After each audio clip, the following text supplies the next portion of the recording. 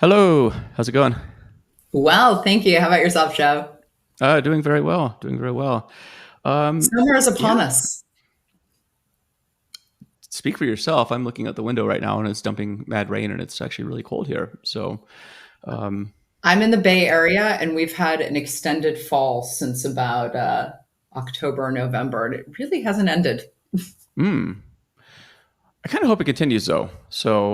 Who was it? Mark Twain had an interesting quote. I think it was like his coldest winters were summers in San Francisco or something like that. So, It's about accurate. That's about accurate. Ever since I've moved here, I've discovered that I lived in Chicago and New York before this, and mm, used to hot summers, cold winters, but this seems to be quite the opposite. hmm yeah. Well, that's why everyone loves to live there, right? So just the beautiful weather. so, um, Totally. Yeah, it's awesome. For people who don't know who you are, do you want to give a quick intro? Sure. I'm Maya, and I am CEO and co founder of Savvy AI. And Savvy AI is a platform helping empower all product teams to build, launch, and manage their own AI apps in minutes without the need for specialists or without the need of custom resources. So we're here to make sure that every team can be empowered by using AI without that big infrastructure and otherwise really big pain of development. Hmm. I say this as for the audience. I'm wearing a Google Cloud shirt right now, so I know. got I noticed a that. lot I of noticed. information. What? Let me walk through this. What's a? I guess for the audience and for my own education, what's an AI app? What's an AI powered app? Sure. So let's say you're a payments company and you have to decide whether to approve, review, or reject a transaction that comes through. You can build an app to do that. Let's say you are a lender and you want to figure out the next best loan to offer a customer so that they accept it, or that's another AI app. AI apps can be purpose built for a wide variety of use cases. You can even build it in logistics, figure out which truck to roll out of which warehouse to fulfill an order. So there's a lot of purposes. Think about it this way, Joe. Anywhere in your company or anywhere in your business where you have a decision tree that's making a decision between should I do A, B, or C, or a person who's sitting there looking at a really large spreadsheet and deciding what should I do. This is a good place for practical machine learning. That was a very So, long-winded answer, so I apologize. oh, thanks. Um, and that brings me to a question, really, because we hear the term AI thrown around a lot, and then but you mentioned machine learning at the end of your last sentence. Um, what's the difference between these two? Sure. So, I mean, obviously, there's subsets, and we like to use those words interchangeably. And obviously, the purists will say, machine learning. There's different types of machine learning. There's machine learning, and there's natural language processing. There's image recognition. There's et cetera. Generally speaking, right now, and I think ChatGPT to a certain extent did this. There's this giant umbrella where we just call everything AI. That's not the proper terminology. Folks in the field that have been doing it for a while kind of cringe at that. But we do tend to use the words AI and machine learning interchangeably, even though practically hmm they are not. Yeah, no, this is definitely true, and I think it's these are two terms that I think have kind of floated around and have had mixed meanings over the decades, really. And so, but now there's like I remember when I got into machine learning way back, kind of the late 2000s, early 2010s, like the company I was at, we forbade ourselves from using the term AI because we were just coming off of like an AI winter not Oh, that long ago, and so everyone's like, well, let's call it predictive analytics, right? Or it's like, well, why don't we just use machine learning? That's also cool, and so it was kind of a mix of those two, right? But then you know, predictive I really analytics is out thought of that vogue, machine so learning would take off more. I thought yeah, that same. people would cringe at the thought of calling everything AI, but it seemed to be the umbrella by which, ever since ChatGPT called it AI, we do AI, and OpenAI said this is AI, everyone's kind of applying it as a pretty big paintbrush to the Oh whole yeah. industry. It does create confusion, though. I will tell you, I think the one thing that's been on my mind recently is there is a lot of confusion about what large language models can and cannot do, what they're Mm. good for. And I think everyone is sort of applying large language models is they solve all problems. Like I recently had someone say to me, well, I can use ChatGPT for $20 a month. Why would I need any other type of AI? And I was a little bit Interesting. flabbergasted by that question on multiple levels.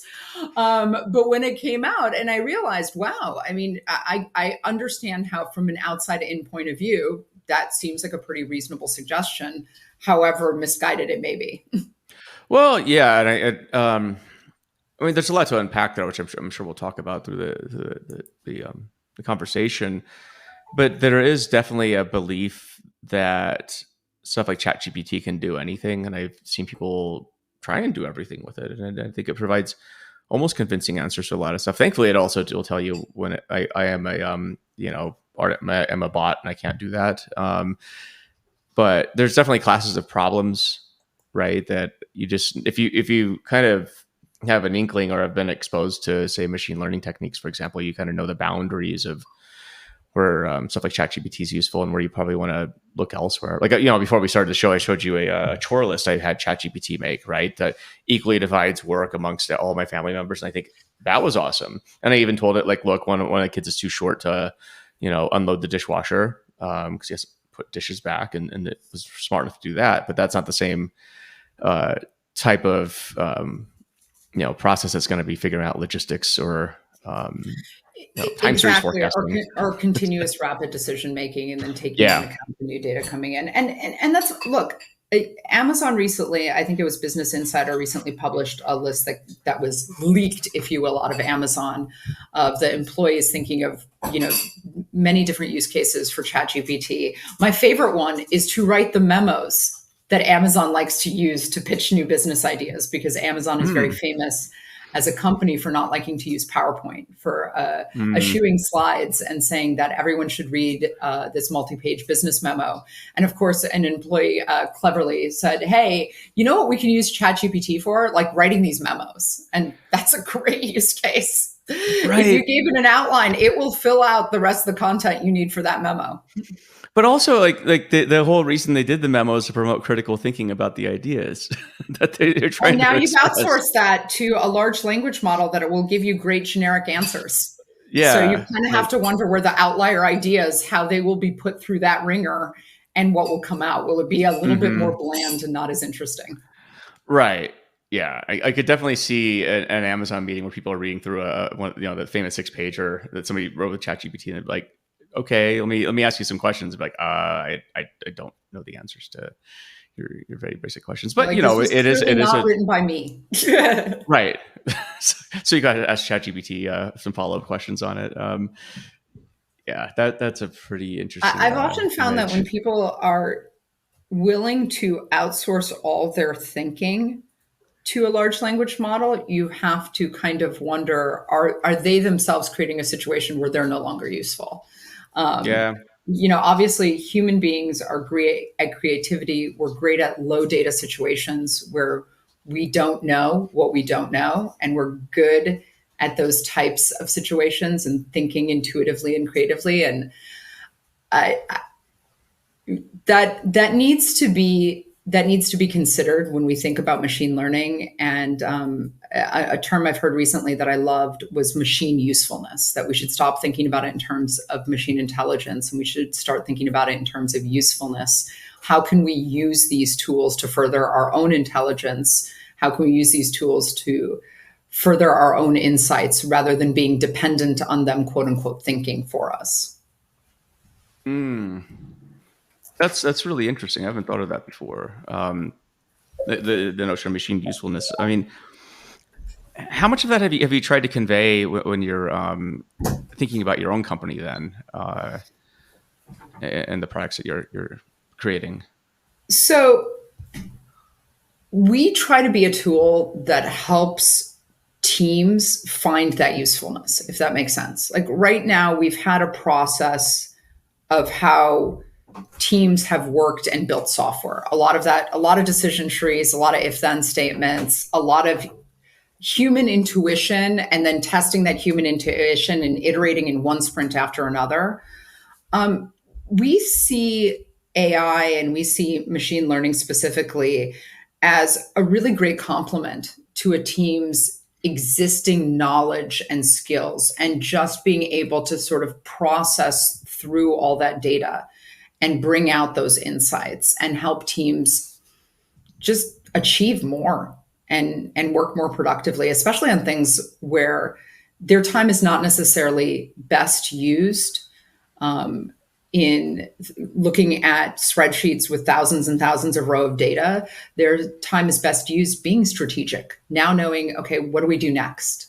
And how do we approach this problem? How do you make that assessment of what a team should work on? Because I think this is going to be the question that I think is going to be asked more and more. Is well, if um, machine learning or AI can replace or can do a lot of the stuff that spreadsheets staring at spreadsheets can do. I guess how do you make the assessment of what's more valuable work? And I I don't guess the make other that question is, assessment. No, first of all, I do not presuppose to make that assessment. okay. I think that what we do is we have a tool. We have a tool that a team can use. And what I think is important about saying that we have a tool and that we are not saying we're smarter than you. We are just saying here is a tool you can use to empower yourself. Everyone's talking about AI and machine learning. Mhm. Everyone knows that it is going to be the business competitive advantage for the next decade and beyond. How can your teams empower themselves to use this powerful technology in a way that meets your resources, in a way that meets your level of experience? Not everyone is a data scientist. Not everyone knows linear algebra. And part of this is helping folks with tools that are accessible to them so that they can use these techniques and they can decide, hey, I think that this process is best served by having a machine crunch through the data and coming up with an algorithm to help us with the best decisioning in the scenario. I mean, that's where it's really overlaying that human knowledge and human Mhm. experience with machines that are useful. Right. Yeah, this is. But how do you cut through the confusion, right? Because I mean, there's a ton of other AI and ML startups and large companies out there all clamoring for the mind share and the wallet share of practically every company out there. I mean, how do you position a company in kind of today's competitive environment? Absolutely. And I think the first way is we think beyond the models. So I think of the world as being divided into kind of the Gen 1 AI tools. Now, these are tools that, folks like H2O and some of these bigger, scikit-learn, some of these bigger tools that came up over a decade Hmm. ago that were built by data scientists for data scientists and for the problem that they were having, which is I don't like simply coding machine learning models with Python in a notebook. I want an easier tool for my own team to use. And that was sort of the Gen 1 mentality is how do we make it easier to build models? How do we make it easier to tune models? How do we make it easier to tweak models? I think what you're seeing now is Gen 2 tools such as ourselves who say, okay, modeling isn't the problem anymore. Models, certainly for tabular data use cases, have been frankly commoditized. The problem is these models aren't being put into production. They are Right. science experiments on someone's laptop. How do we go from talking about models to the entire path of production? And that's where we find ourselves at a competitive advantage because we don't just talk about, hey, I'm another startup that makes models for you. We're going to make models a lot easier. We talk about the fact of now, how do you take your business goals, your business objectives, and empower the team you already have to use this AI or machine learning, as it were, to get those across with these techniques without additional expertise or without additional infrastructure? Right. No, I know what you're saying. Like I worked in ML, I guess using like ML 1.0 tools and also trying to back in the day getting into like auto ML. I always found it was an interesting thing to try and sell. I think it's a lot easier now. Back in the day, it was positioning was incredibly difficult. Like the value prop, right? Like I'm going to take your data sets and provide you classifications, for example, right? Like I think Mhm. it was definitely an education process for the market. It feels like we're definitely a lot closer to I think And people the being market's matured. I the mean, market, right? Yeah. data science isn't a new field. It's been around for decades. Like I said, some of these tools that were part of this first generation tool set, like H2O, have existed for 10, 15 years. I mean, this isn't a new field. I think, Joe, you put it best. There was an AI winter that we went through where when these tools first gained prominence, there was this expectation that if you hire this magic individual, this sage called a data scientist, and you let them conjure over your data lake a bit, they will have some insights and it will transform your business. And then what companies found when they actually tried to put that into practice is that's not how it works at all. It's a long, complicated, almost waterfall like process, which is funny because it's an advanced technology and we're yet using our oldest processes on it. Um, and it took a lot more effort than they thought. And we did go through a bit of an AI winter. What knocked us out of it, and I don't know if you agree to this or not, but I think what knocked us out of it to a certain extent was ChatGPT. Even though it was a different type of AI and it was a large language model, it was an AI that people could get their heads around. Like it went from the back office and the data team to the boardroom where everybody went Yeah. home over winter break last year and their kids said, "This is how I'm writing college essays now, mom." And all of a sudden there was this top down understanding of, wow, these are transformative technologies and what are we doing with them? I do agree. I think that ChatGPT was, as I describe it, kind of an iPhone moment for AI. So back when I got into it, it was before even deep learning was like cool or being talked about. And I think the big thing back then were trees and support vector machines, right? So, and back then it was like, the people I'd work with thought that neural nets were stupid. They're like, oh, they're black boxes and you can't understand them, and they overfit. And so that was a discussion then. And a few years later, deep learning comes out and it does really well in all the image recognition tests. That up to that point, support vector machines were doing maybe 80%, and these things were blowing it out of the water. So now 60% maybe actually. But anyway, I consider that. Then the rise of data science along with deep learning, I thought was kind of like AI was on the rise.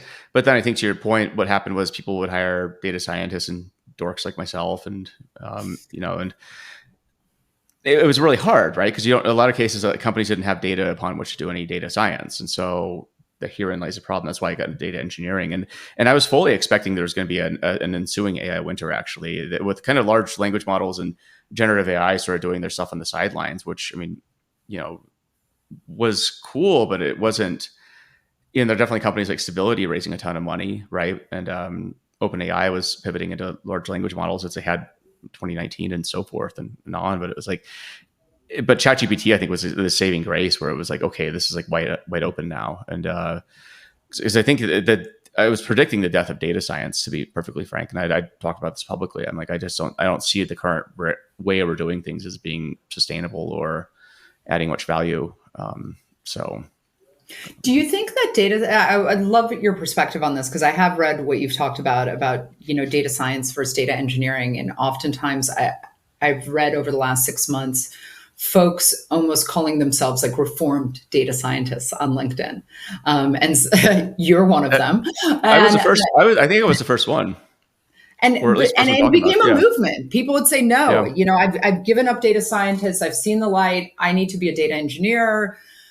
My question for you is, do you believe that data scientists will sort of go the way of the DBA, where you almost need it only in these really specialized, really big situations? And there's this other set of folks, maybe data engineers or even others, who will fill those ranks because tools will make it easier for them to use what was once only accessible for data scientists?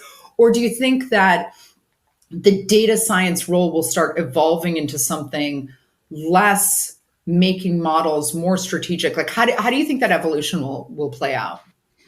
I think the evolution of data science and data engineering is sort of on a parallel path, where due to increasing abstractions of practices and tooling, the old job you had becomes easier, right? For Mhm. whatever data engineering was back then, which I think was just like more large scale distributed systems and stuff. I mean, that was a thing people did back in the day, and something people still do, and depending where you work. But if you're at sort of the most companies out there. You're not doing that kind of, spinning up Hadoop clusters and doing your data engineering on that, or your data science, right? You've probably moved on to something a lot simpler and easier. But again, that's not to say that stuff doesn't happen. It just doesn't happen. You're not managing it anymore. And I think that's what I wrote about was the roles. Most roles in data are going to move more strategic, more up the value chain. So whatever that happens to be, depending on the type of business you're in. You still need somebody who's I think literate with data, but I think the real value is going to be being able to translate a lot of that back to quote the business, in ways that quote the business can understand and make use Do you of. think there's a So new CDO that's not chief digital officer? That's a new chief. And I apologize if I'm asking you more no, no, structural no, questions about no, no. These are enterprise. good. For me, I always think of this in terms of how did this is because obviously that's my focus. How does this apply to enterprise? Like, what is an Mm. enterprise to do if there is a shift occurring away from traditional data scientists? How do they think? And you just hit the nail on the head. How do they think about the larger role or the larger executive view that somebody needs of the data stack or of their data goals? Is this new role that's like a chief data officer? Is this fall under the purview and expansion of like a CTO? Like, where do you think that falls in an organization? Does it almost like need its own business line, or does it fall under a lot of different business lines? My preference is that it falls under a lot of business lines. Like when I got into data many years ago, I don't think that I don't think we identified things as being quote data, right? It was, Mhm. I mean, I was assigned to first work in sales and marketing, then eventually operations, and then kind of, oversaw a lot of functions of a company, right? But I don't think ever once did I say, oh, let's get a data team together, right? We had like a team that managed reports, but that's because we reported to the CEO, and it was a weird kind of structure there. But I don't know. I mean, I think that my perfect world, we'd actually data would be sort of the thing that you do to get to the answer for the domain or the function that you're trying to serve, versus being its own thing. Because I think the problem that we have now as an industry is that we worship at the altar of data, and there's a lot of ceremony involved with data. But I think a lot of it's kind of hokey. It feels cultish in some ways. And meanwhile, the business is sort of sitting there like, what would you all just join a cult or something? Like, we're paying you good money to help us out, not to, stroke your own egos and whatnot. So my vision is like, I wish it would kind of all go away, to be frank. And that we could Okay. focus on, helping businesses. If you're using data, if you're using AI machine learning to get there, super duper awesome. That, because at the end of the day, you're helping fulfill helping to help that function or domain or department operate at its best, right? And helping the business. And at the end of the day, to me, that's what matters. Whether you use data or not to get there, I think is, you know, um, you'll know when you have. What I see all too often is companies will try and shoehorn in quote data practices into areas where they're just not ready, or there's no case for it yet, right? Not to say there wouldn't be, but like they're just not set up for it yet. So that's my hot take. No, I'm not disagreeing. I'm not disagreeing because there was this ever since that quote came out of data is the new oil. People took that very Yeah. literally. Oh And they yeah. said, okay, oh my gosh, we are sitting on all this oil and we need to hoard oil and we need to collect data about everything. And it doesn't matter if we collect it well or cleanly, we're just going to create these big pools of oil and these lakes of oil. And that inherently, in and of itself, had value. And I think what we're learning also when we undergo machine learning projects with some of our clients is like, hey, the data you've been collecting, it lacks causality. Like, I don't Yeah. know why you've been collecting it. You know, what have you been collecting it? How did you think about this when you started collecting these big pools of data? I mean, we can't do much with it when it comes to automation systems and systems Hmm. like machine learning. With some of our clients, we've had to just cold start AI and say, hey, you know Yeah. what? We're not going to look at any of your historical data because it's a mess. It's not event driven and we can't use it. So let's just start from scratch and let's cold start it, collect the data we need. and then build the models we need, because we can't look backwards at this point. We have to only look forwards. And never mind the fact that if you look at some regulated industries, their data lakes may be filled with information that has inherent biases in it that are not the biases that they want to now operationalize. Hmm. So, but yeah, it's very interesting. There was a definitely a bit of a like data for the sake of data movement, and now I think there is a bit of sobriety coming up with what are we doing with it? Is it another dashboard, Yeah. another Excel spreadsheet? What does this really mean for the business? And what is this asset that we've collected? And is it an asset? Hmm. So True, especially under certain new regulations that have come out. Might be a liability. There's Yeah, I mean, you mentioned like machine usefulness, right? I think there's also the notion of like data usefulness. yes. So I mean, you come across clients. I've done the same thing, and it's like half the time, yeah, I think there's definitely a strong desire to do it, but it's like if I were a fitness coach, I'll use the analogy of like I'm like a fitness coach, and like, you come to me and it's like I want to be like an awesome sprinter or a marathon runner, right? I'm like, okay, so walk me through what's your history right now? It's like, oh, I smoke like 12 packs of cigarettes a day. It's pretty awesome. And I really want to do this. And I eat like McDonald's like 15 times a day. I'm like 500 pounds and I can barely breathe, but I really want to run. Right. And it's like, that feels like a lot of companies with their data. We're just like this, we can definitely make an effort to get you to where you want to go. It's going to require probably a few changes and probably having to start over, as you're saying. Because I know like a lot of data sets I would find, it's like, the types of questions that would be asked that were quote like maybe ML type questions were actually just reports that you could just make for somebody. And you're like, Yeah. here you go. That's it. And Um, I think the question was also not being asked, to your point, Joe, of why do you need this? Like, yeah. I think the question of why got lost in some of these data processes of why are we pulling this data every week? What is it that we're hoping to decide or accomplish with this data?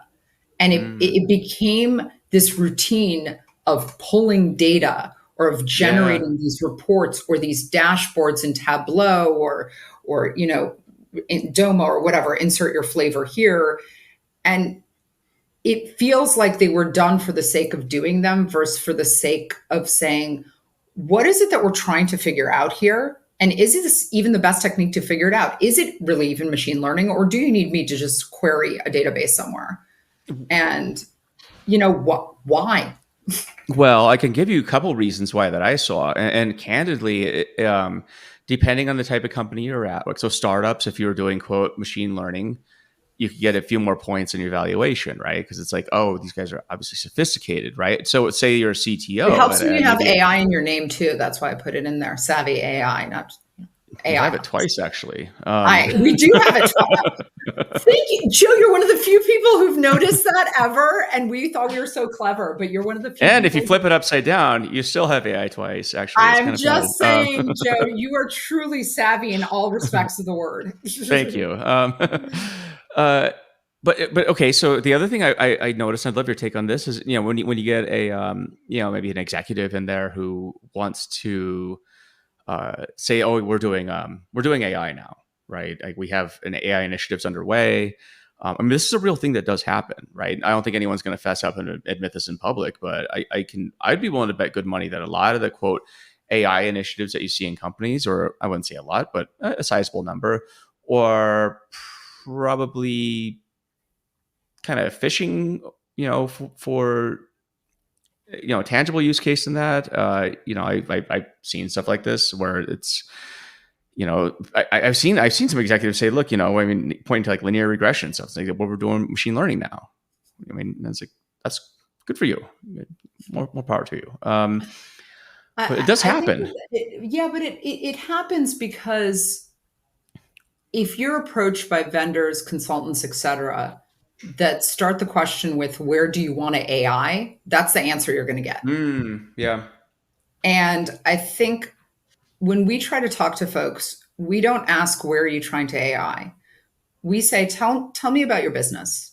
Yeah. Tell Yeah. me about what headaches you have. Tell me about what problems you're trying to solve. And more often than not, sometimes I'm like, you know what, this isn't a great use case for machine learning. And let me explain why.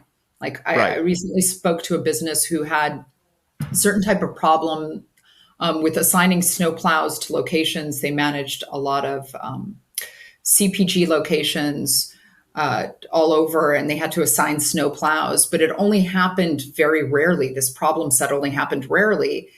And they weren't really tracking if the plow was there. They didn't have any data that could feed back into it. And I was like, your snowplow problem is not actually a machine learning problem. Yeah. It occurs so rarely. You're not collecting any data about whether the plow was there, the plow wasn't there. This isn't machine learning. This is an operational problem that you need to Yep. solve. And machine learning isn't magic pixie dust that'll solve it for you in Hmm. absence, to your point, of data, in absence of repeatability. Yeah, So for sure. I think that the real conversation needs to be had by businesses of what are we trying to do? And it's such a basic conversation. It's like business 101. What's our problem? What's our goal? But just because AI exists doesn't mean that those conversations should stop, and it should be, where should we AI? Oh, Because that's the totally. wrong question. That's a wrong question to ask. Hmm. And it's a wrong investment to make.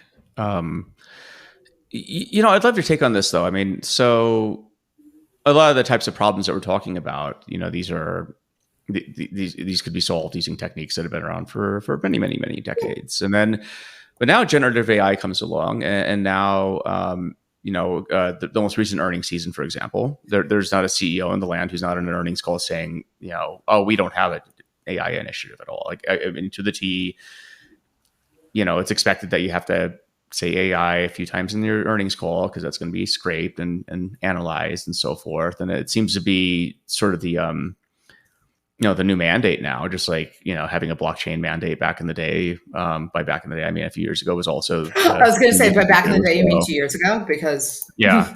it Things happen seems so back in the fast, day now. But I thought we all had our own NFT galleries spinning up.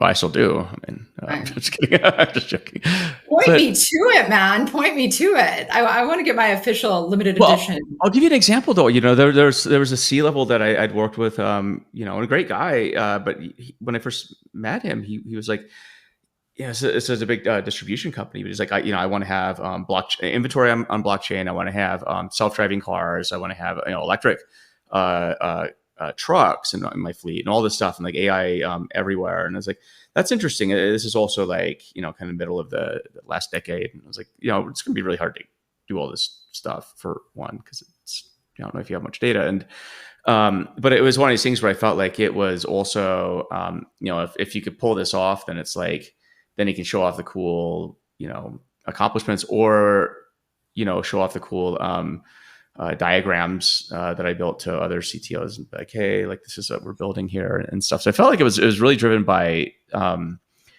some, I don't know, interesting motivations. Again, super good person. We're good friends, but I felt like it was just, it was definitely a lot of buzzwords thrown in, right? And when I looked at it, I was like, I don't know, you could accomplish half this stuff just using like pretty standard things, SQLite, like a spreadsheet.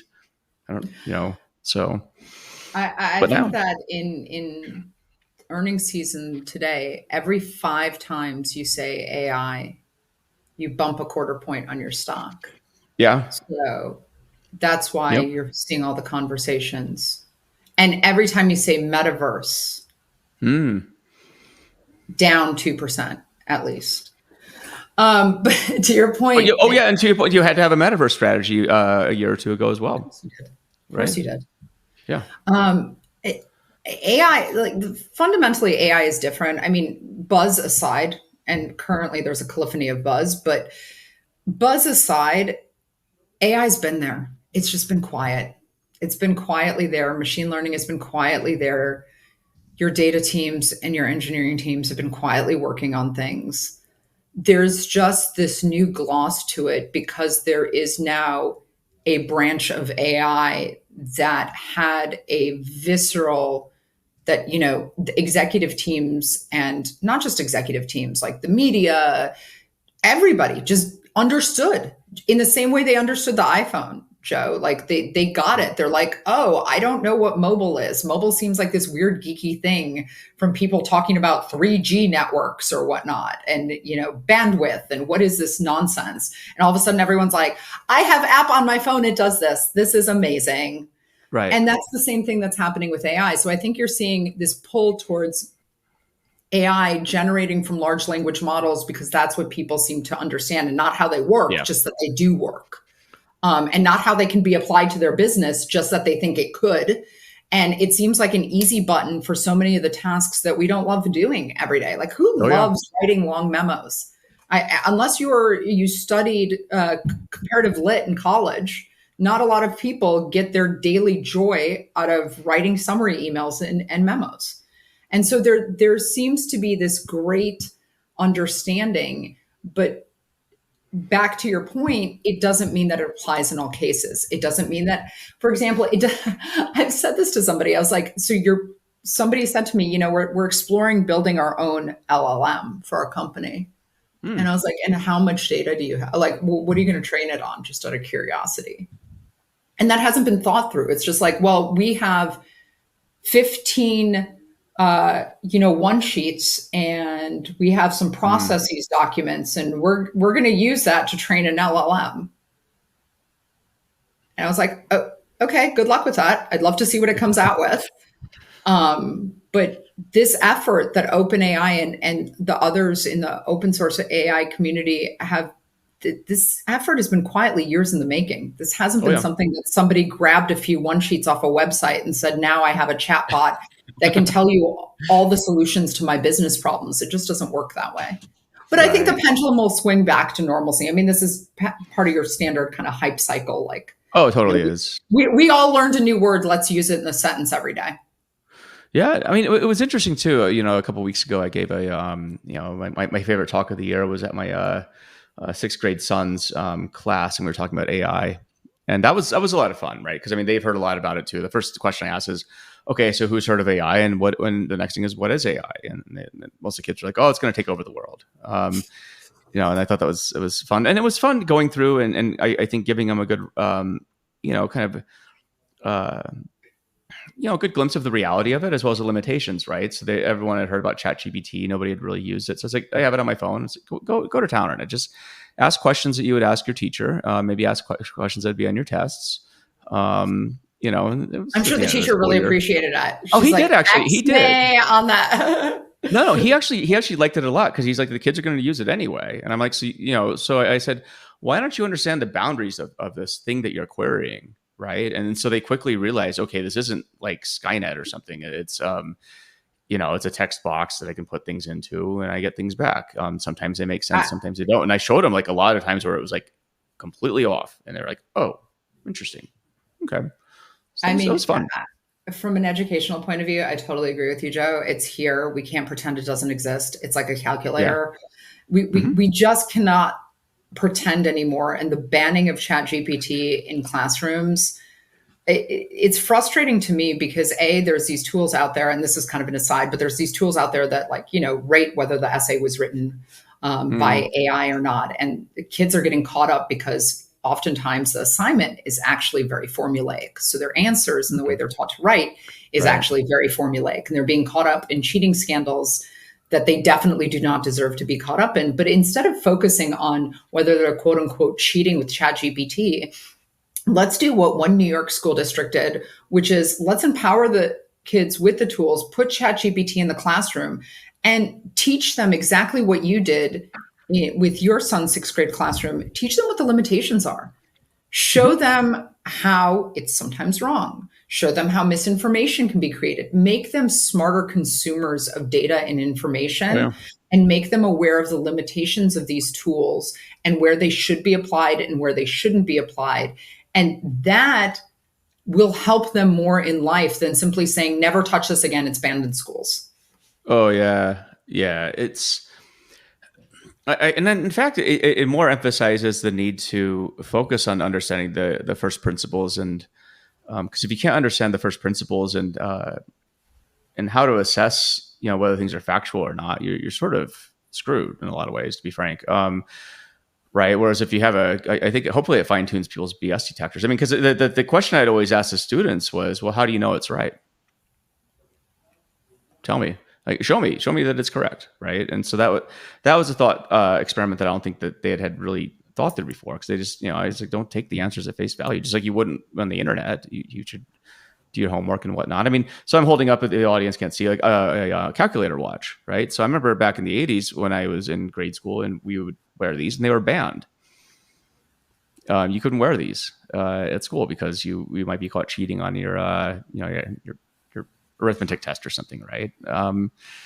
Going forward, I thought that was kind of dumb. I was like, why don't you everyone should use calculators on their test. I mean, that's what you do in the real world. I was actually talking to somebody this Now morning kids too. have Apple Watches on that are way more powerful than what you had on your Oh, wrist. yeah, way more powerful, right? But what's interesting, I was talking to somebody this morning. She, we're talking about our, going to school back in the day, and we're talking about actually Chat GPT as well. It seems to be the talk of the town. This is the climbing gym with this discussion. But the person I was talking to, she's like, yeah, it's, in math class, because we both did math degrees. It's like we didn't use calculators because the answer, the test, even if you tried, it wouldn't have mattered.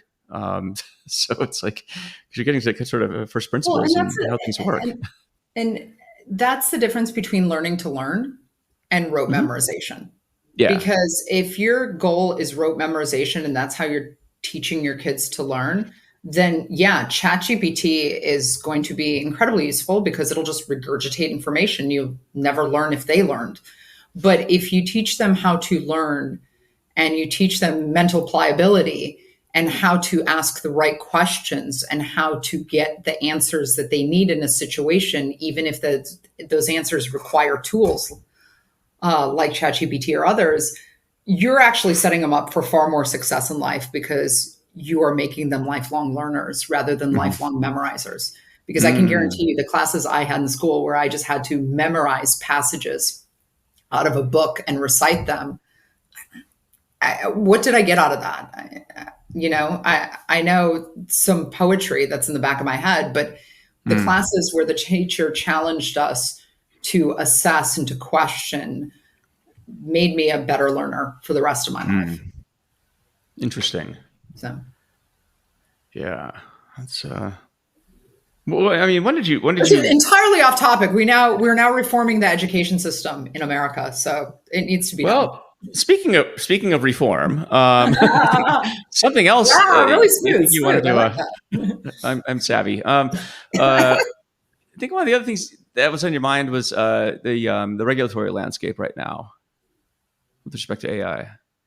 It's heating up. It's getting really intense. I mean, some are calling for regulation, some are calling for pauses, which in practical terms I find useless. In practical terms, although I recently heard from one of the professors who signed the pause petition that they knew that from practical terms it was ridiculous. Their only point was that we should kind of slow down and start asking questions. But anyway, Europe is taking quite the lead in the regulatory landscape with some of the new initiatives that have passed recently about the AU and around what can be used around facial recognition and about different risk levels of use cases that AI can be used for, high risk levels, including like lending, healthcare, et cetera. And that those risk levels are subject to a lot of oversight. It's interesting to see how this will all shake out. I don't think I have formed quite a strong opinion yet about whether these regulations will be useful or whether they're a bit performative, and how they will affect how AI companies even develop in the EU and whether they will decide to go to other markets, because sometimes that happens. Regulation as a general rule always helps incumbents because they're bigger and they can afford to comply with the lawyers and the paperwork and the bureaucracy that regulation brings with it. What it doesn't help is startups and nimble companies who then get overwhelmed by the regulatory landscape. So it'll be interesting to see how that affects the startup landscape in the EU. I understand that this comes from a good place. I don't think any regulator ever goes into a situation saying, I want to stop innovation. Like, that's absolutely not true. And I Sometimes. applaud, well, Yeah. I don't think a lot of them do actively. I applaud the European regulators to some point to really thinking about citizens first and thinking about how this affects people versus how this affects technology companies. Yeah. I think time will tell whether this regulation on balance will serve both of those constituents. Mm. I mean, it's excellent points, right? I mean, I will applaud the EU for at least trying to get ahead of something rather than being in reaction mode. Because the thing is with regulation, if you really wanted to help incumbents, you would actually let this thing play out to the incumbent strengths, and then so it is interesting in some ways. I feel like because what Google recently got slapped really hard by EU regulators too, and threatening the entire ad tech business, which would be very interesting to see how that plays out too. With this AI regulation, I mean, I know some of the people that are working on it in the EU, and I don't. When I talk to these people, I don't get the sense that they're coming at it from like a malicious or bad place. Like I really No, no, genuinely feel no, like no, they're not at like they all. know, and the thing is, they know what they're doing. Like they know these people do understand AI too. It's not like they're complete dolts. They do understand what the impacts of this stuff is, and I think part of it is just motivated by if you're well enough familiar with some of the problems, like get ahead of it, right? But it does take a very European centric view, where it's in America we take a very different viewpoint of how we regulate things. Use I different. just think that it's sometimes hard to regulate, and this isn't an excuse, but it's sometimes hard to regulate new technology when you don't understand quite the effects, the underlying effects that the technology can change things. Like, you start with a steam engine, you end up with a car engine. You never even thought about cars and regulating speed limits when you had a steam engine that was first coming about. You Right. never even thought of the downstream effects of this. So sometimes, unfortunately, it's hard to regulate in absence of an adverse effect. So in Hmm. absence of something happening where someone was like, wait, because you didn't regulate this, we had this adverse effect. And then it's really easy to regulate because we say to ourselves as a society, we do not want that happening anymore. That was bad. Yeah. Sometimes getting ahead of it and thinking that you know how the future is going to shape up, especially in this fast moving industry, I find challenging because I don't think any of us quite do. To Oh, your we point, we do. went from AI winter to blazing, scorching AI red hot summer in a course of 6 months. And the Hmm. conversation pivoted from one type of machine learning to transformer models to whatever's next. And so I think it's hard. Like I said, I appreciate the fact that they got stakeholders involved. I appreciate the fact that they are coming at this looking at like EU citizens and what they believe is the best environment for the citizens of the EU. It'll be interesting to see how this plays out. And Well, it'll yeah, be because you have other. Well, oh, sorry. What you saying?